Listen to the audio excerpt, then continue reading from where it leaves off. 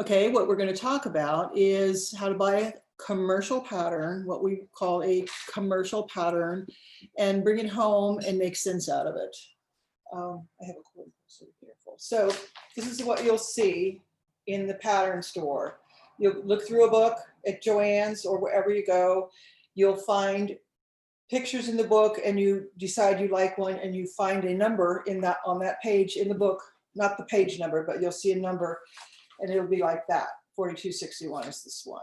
Then you go to the cabinet, the drawers at the store, and you dig around for number 4261 in the McCall's drawer. There's usually 4 different companies: McCall's, Simplicity, Butterick, and Vogue. I believe I wrote it in the chat last week. I'll write it again today. So you do one more thing when you get to the drawer, and hopefully it's there, because Joann's usually pisses me off. It's sometimes not there. But the one last thing you must do is you got to dig for the correct size, because these patterns are not always all sizes in one envelope.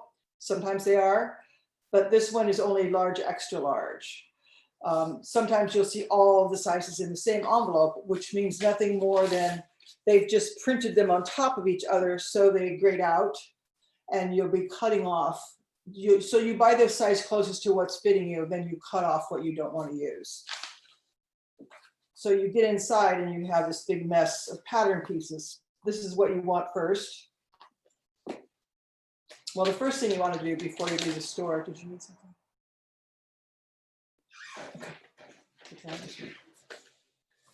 Okay. When you're at the store, say for example, you haven't left the store yet because you want to get your fabric and your notions and whatever supplies you need. So you maybe want elastic for this. Maybe you want ribbing for the cuffs on here, on this hoodie, and then down at the waistband, there's also ribbing. Ribbing is that fabric that you find that's in t-shirts and cuffs. I have a piece I'll show you.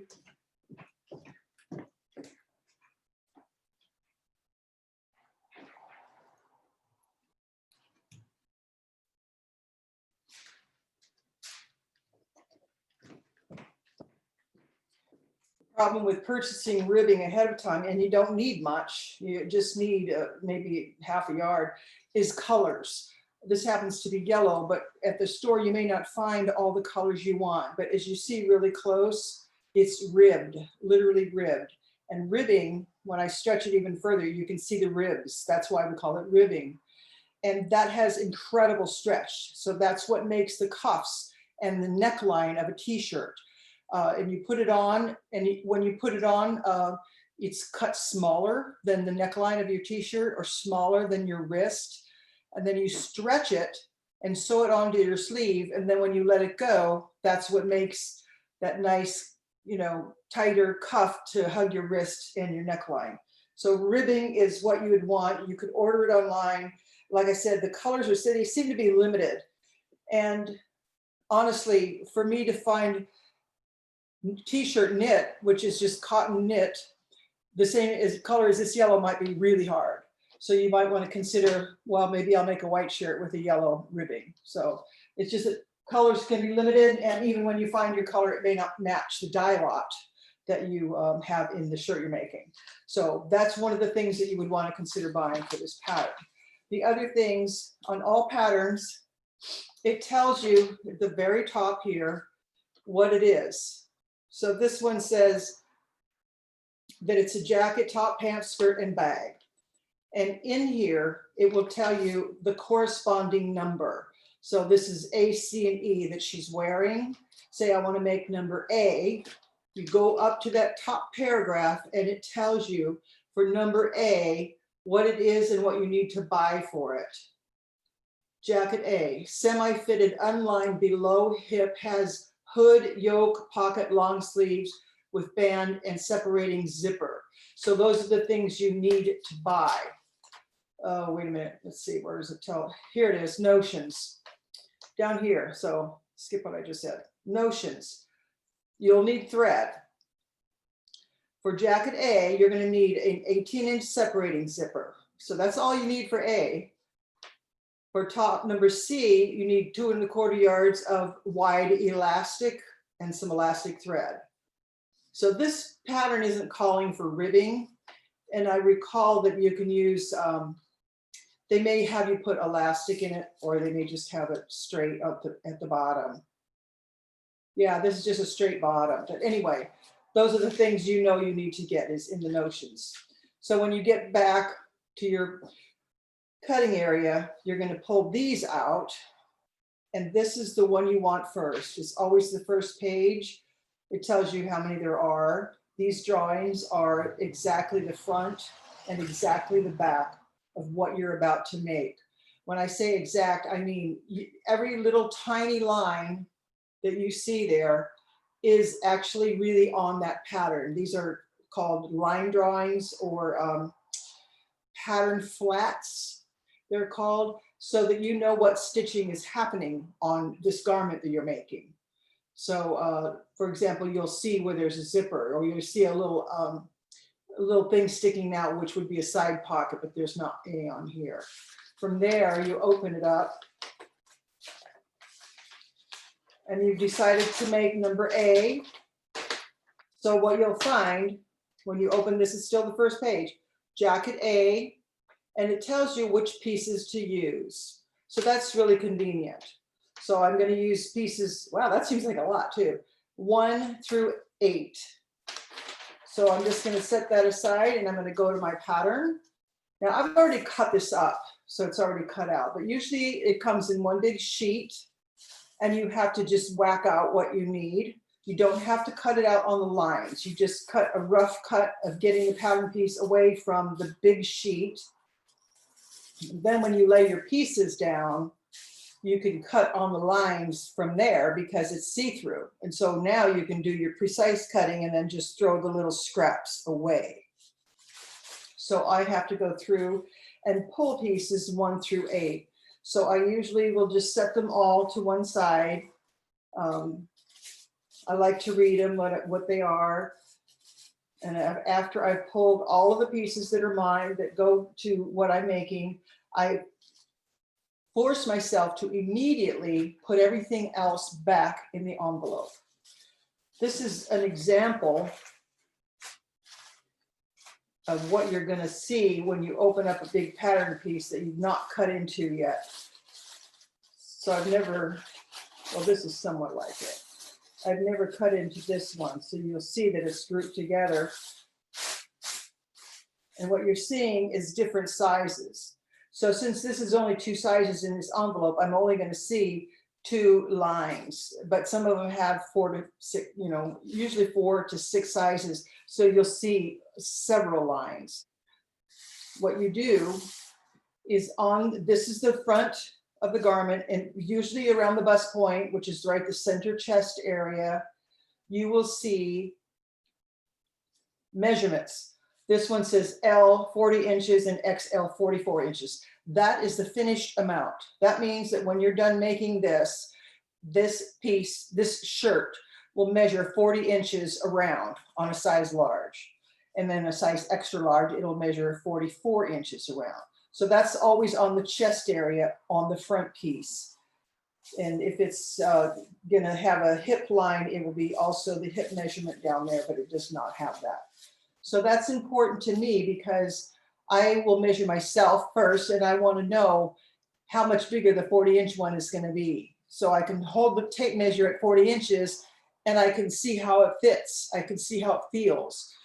If you are measuring exactly 40 inches, you don't want to use the 40-inch size. You want to go bigger because the 40-inch one will be exactly 40 inches and it'll fit you like skin, and you don't want that unless you do want that.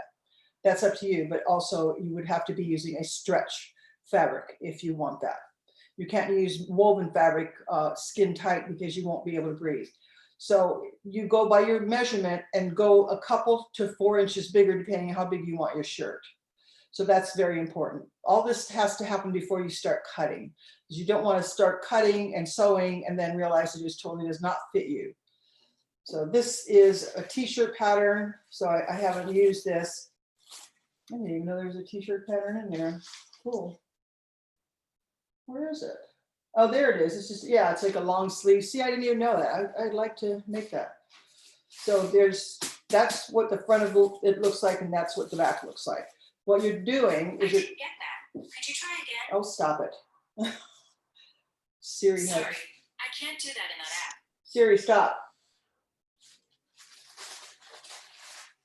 So that is a front and a back and a sleeve. So you're going to get one of each piece. You have one sleeve because you're going to fold your fabric together and you're going to cut two sleeves out at the same time. What's very, very important, if you have two pieces of fabric, most of the time we take our fabric and we lay it out lengthwise. So for example, we bought 2 yards of fabric. The measurement of the 2 yards is the lengthwise, this long edge here called the selvage. So this is the edge of the fabric. This is what we call the selvage, and this is how they measure it. So that would be 2 yards along this selvage line. When you get fabric, you get different widths. So you get your yardage plus the width is going this long, the short way. I have this folded in half, and knit fabrics are usually 60 inches wide. So I need to fold it in half because I'm cutting 2 pieces out at once. Even though it's a shirt, I mean, well, it's a hoodie in this case, I have a, the back has got no seam in it. I don't want to cut it just in the middle here somewhere. I have no seam in it. So I need to put it all the way over to my folded area. This is my fold. And I'm going to go all the way down to the very bottom. And it says right here, center back, place on fold. That line hangs off. I mean, the line goes right along the edge of your fold, as you can see. It lines up perfectly because my fold is nice and straight. I pin this down and I spread here and I pin more around here. So that is my back. Once I cut this out and I open it up, since it was on the fold, I'll have one whole piece, not 2 pieces. If it's a jacket, the front part will go right next to it because that has an open seam and I just can cut those both out at the same time. For example, on this one, I have a stripe going, so I would want to cut them out on the stripes so that when I sew them together, the stripes match up. That would probably look better than not if you didn't do it. So it's important to pin the entire pattern down first. In other words, I pin the big pieces first and say there's a small piece here, maybe there's a pocket. I've got all this room here between these 2 sleeves to put a pocket. So that is my small pocket piece. I would lay that in there. If this was my pocket piece, I would lay that right down. I could also pin that at the same time. So it's important to lay the big pieces first and then crunch the little pieces in as they fit like a puzzle. And then moving on, you would do your sleeve, which is 2 pieces. Like measuring your arm ahead of time to see across the sleeve here, because this is going to get folded together and it'd be a cylinder. But you also want to measure, this is the very top end of the sleeve. And that's what a sleeve pattern looks like. So depending on which of the 2 sizes you're making, you're going to measure the top end of the sleeve all the way down to the very hem. And I've got 20.5 inches. So I want to measure my arm. I think that this pattern is cut for a cuff. My arm is a lot longer than 20.5 inches. So that's including a piece that they're going to add on of the, I'm also all of a sudden blanking out, of the ribbing. So if you don't want to use the ribbing, you would add to the length of your arm. Say you want to just go straight down with the sleeve, not use any cuff or any ribbing at all. You would just add that to the bottom of the sleeve and cut it out like that. Again, you're making 2 pieces at the same time, a right and a left. When you fold your fabric together, I usually fold the right side facing each other That's very important, especially if you have two pieces of fabric. You got to make darn sure that you have the right sides facing each other. Otherwise, when you're done cutting, you might have two left pieces. So you want to cut them when they face each other, and you cut them, you open them up, and you automatically have a right and a left. So once you've pinned everything together, you're ready to cut. Now here's something that might be important to some of you that are making t-shirts right now. You get this big wide piece of fabric, and this is wide because knit fabric, which is what you make t-shirts out of, is stretchy, and they always give you a 60-inch width on it, which is the crosswise cut. You can't cut your back here and then move down and cut your other back because you probably didn't buy that much fabric, but there's plenty fabric here. So what you do is fold it to meet in the middle so you can have your front and the back at the same time. So I'm folding it halfway there.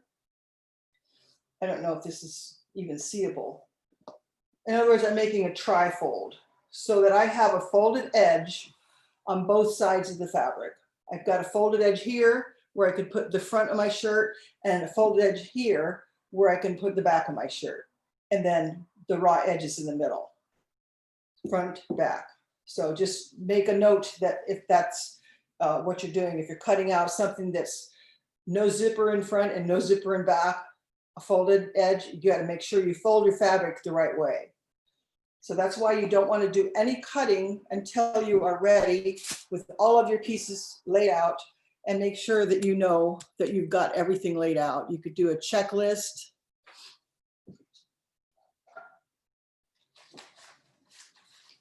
Back to this piece here. The page one always has a layout for you. You can lay out yourself, which is what I normally do. But a lot of times, back where I said it tells you which pieces to pull out of the pattern, it has the layout for you, which is right here. It's showing you which way to fold it, and that's for the jacket. It's showing you which way to fold it and where to lay those pieces to take up the amount of fabric that they suggested that you buy. Sometimes I don't do the layout that way because maybe I've got a little bit less fabric, or maybe I have more fabric and I just, don't really care. I just throw it on there, but I do puzzle piece it together so it'll be nice and tight. Check underneath before you start cutting to make sure you have those two pieces laid together nicely and not one shorter than the other underneath. So questions on, this is such a quick general layout of a pattern, but I don't want to drag that out too long for you because I want you to understand at least how to get started. And what I suggest, and I do the same thing every time I get a new pattern, I read all the directions so that I can read right through them and I absorb it. And I say, yes, no, I understand. Or I say, I don't get it. And then I read it again. So I understand what I'm doing. And then later when I'm doing my sewing, I still have to read the directions, but now I understand what they're saying. I just, okay, I'm going to do that one now. So it makes things a lot faster, even though reading it does take time separately. I like to read it, sometimes at night. I just read my patterns for the next day. So, questions on pattern layout. What's important, especially, go ahead. Diane. How do I know how to measure my size? Because I'm making pants and I'm not really sure. That's a good question. Thank you. Here's the thing. You measure yourself, and on the pattern, it's not very helpful, honestly. It's not helpful because there's a couple things going on here. The very top on the back of most of these pattern envelopes, it's also in the book. When you're looking at the pages in the book, it has this layout of what you're looking at. Is that coming through or is it mirrored? I think it might be mirrored. Let me see. It's still kind of blurry. No, it's not mirrored. It's the right way. Oh, it's the right way. Okay. So this is what you're looking at. Yeah. And you just go to your size, but the problem is that these include ease in the garment. In other Okay. words, if the dress is supposed to fit a little bit baggy on top, this includes that bagginess. So it can't always be accurate. But Okay. the accurate measurement is on your pattern piece. I'm not sure you were here when I started, but on each pattern piece on the front, whether it's the front of a pair of pants or if it's the front of a shirt, each and every pattern piece will have the measurement you're looking for, which is your more true measurement. I'm just looking for my front of my hoodie here. Where are you? Because that's super important. So it's front A. So this is the front piece, and all front pieces around the chest area, there's going to be measurements. If there was a snug waistline on here, they would have a waist measurement. And those measurements are more of your body measurements. And this is going to be the exact fit of this pattern when you're done with it. So if you're cutting a pair of, what kind of the pants are they? Are they pull-on pants with elastic? Or do they have a zipper? I think they have a zipper. Okay, so those are called fitted pants, which means they fit closely to your body. So you want to measure your waist and your hips. Okay. And then you go on your front pattern piece and you check the waistline and you check the hip line on that pattern piece. And you get 2 inches bigger. You cut out 2 inches bigger than the exact measurement. Say your hips measure 36 inches. You want to cut out the one that says 38 inches. Okay. And sometimes, most often than not, the pattern will be, it'll say cut size 10. And you're like, oh my God, I'm not a size 10. And you freak out, right?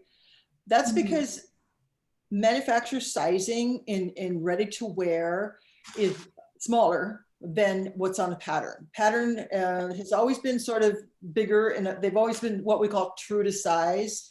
But over the years, manufacturers have figured out that women, for some strange reason, like to sound small. So they tell you that the size that you're buying is a size 6. And then that way you're going to buy that because you're like super proud that you're like a teeny tiny size 6 and you can brag about it. That's called vanity sizing. That's manufacturers, how they decide the sizes. Patterns are different. Many times I have measured girls, because I used to do a lot of weddings. So I did bridesmaids, and I measure bridesmaids, and they're like, they already have the attitude, right? They're like, oh, I'm a 4, or, I'm a 2. And so I measure them, and I made the mistake of one time telling one of them what size pattern I cut, and they went nuts because they don't wear that size. But their measurements corresponded with a size 8, and she went nuts.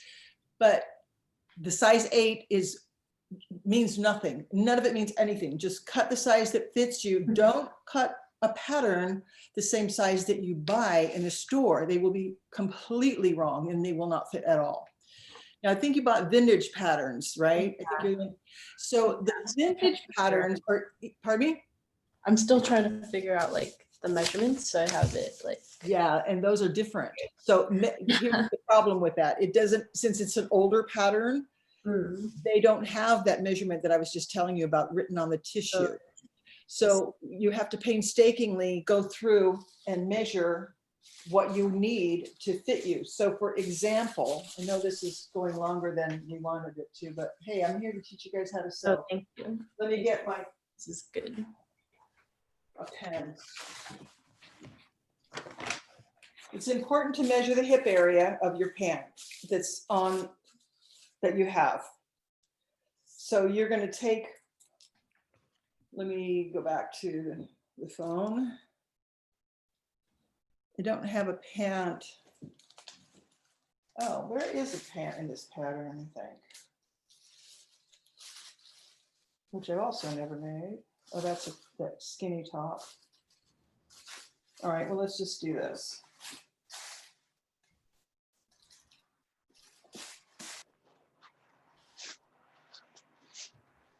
So here's the top, and say this was your pair of pants, and you would want to measure the hip area. The hip area that you want to measure is literally about 7 to 9 inches below the waist. I wish I could now find the pants so that I can, oh, that's a skirt. Okay, well, this is probably gonna help. I'm just trying to help it make sense for you and not measure a top if you wanna do a pair of pants. So here's your pattern piece, which matches my table. And on the top, this is what would be your pants. The only difference is it's a skirt, but with a pant, it has the scoop for the crotch. But it's the same here. This is the natural waistline right here. So you want to know about where that is. And so you measure your hips from that natural waist down. About 7 inches is called high hip, and 9 inches is called low hip. Literally, and I mark that. It's okay to mark all over your pattern. Literally, the 7 inches down from your waist is where your hip began its curve and started the curve. 9 inches is literally where your buttocks are, which is the back cheeks, which is the widest part. So that's why you need those 2 measurements. So what you're going to do from there, say for example, I'm going to cut the biggest one out. That's my cutting line. I'm going to go in 5/8 of an inch because that's my seam allowance. I'm making a big mark there. And then I'm going to go to the seam allowance and I'm going to measure straight across. And I got 11 3/4 inches. I'm going to write that down. Times 2. I write everything on here because later on, if I do this again, it's done. And then, so 11 3/4 times 2 is 22, 23 and a half, I guess. 23 and 1/2. Okay, so that's just the front of your pant. You're going to do the same thing on the back of your pants and get the measurement. So that would end up being around maybe probably 46. So that means that this would be, if your hips are 44, then you cut this pattern, it would fit you. Well, obviously your hips aren't 44. This is a loose fitting skirt. Your pants are going to be much more close fitting. And you would do the same thing down here. Go in 5/8 of an inch and then measure from seam allowance to seam allowance. That's your actual measurement on the pattern. And just write it all over the pattern. And then just every time you're cutting a pattern that's close fitting like the pants that you're going to cut, you want to give yourself 2 inches of ease. You can always take it in, sometimes even more, but 2 inches will give you a piece of woven fabric that will move freely on your body without being constricting. And that's to say that but it is still a close fit. So you have to make sure that you understand how it's going to fit. Now what you can do, and I would do this very much, take a piece of scrap fabric and cut out just maybe the top part of the pattern, like from, I'll show you on my body, like from the waist down maybe to just past the crotch, okay? Because it has a crotch, right? So cut yourself out a quick little mini pair of shorts. And then sew that together on scrap fabric or just some, extra fabric you had laying around, and then put it on and see how it fits. Okay. Because of the fact that the patterns are so different, vintage patterns they tend to run a little bit smaller. So a vintage pattern, you may end up cutting yourself a size 12. I mean, it sounds horrible, but the vintage patterns do run a little bit like that. So we changed our sizes a little bit in patterns, but certainly not what you probably really are, far from a size 10 or 12. But that's just the way it is. You just got to measure everything. Just like no matter what size you wear, you still take that dress and go into the dressing room and try it on. Yeah. You don't just trust, oh, I wear a 6, so I'm going to just buy this. You don't. You have to try it on. So it's the same thing in sewing, only it's a longer trip to the dressing room, unfortunately. A much longer trip. So it is, sorry I talk so fast, but it is a lot. It's a lot of information, but you can get a lot of mileage out of 1 or 2 sewing lessons to get you going on a garment. Okay. Understanding, laying it out, and understanding your measurements is the most important thing. If it's the pants you have, take the pattern piece, hold it up to you itself and spread it across and see how it looks. But also very important, check the hem, because maybe the pants are way too long. You don't want to waste all that fabric. If you're not going to cut 4 inches of that, if you're going to end up, if you're short, you know, like shorten up the pants 4 inches, just fold the pattern up a little bit so that you have less, you know, you're not wasting fabric. Yeah. Okay. So there's a I lot think to I'm think gonna about. watch a bunch of like YouTube videos to like immerse myself a little bit. That's totally fine. Totally Yeah. fine. I'm here. I mean, YouTube videos are great. I love them. I have a lot of YouTube videos that I like to watch because I learn stuff on them. Like I say, if you get one that sucks, just move on. You don't have to, just because you started watching it, you don't have to, you don't owe them nothing. Yeah. But I'll be here just if you ask questions. So in a little while, before we close up for the day, I'm going to show how to, I guess I could do it now. Andrew, are you still with us, Andrew? So I'm going to get some stuff together and I'll give you guys some time to work, and then a little bit I'll come back and bother you again and show you how to knock off a t-shirt. Yes, I am. I was listening. Sorry. That's fine. Oh, no, that's fine. I just forgot to move forward on my. No, yeah, I was watching the whole thing. Yeah. Okay. Well, I recorded it and I'm going to try to load it on Yeju, I think.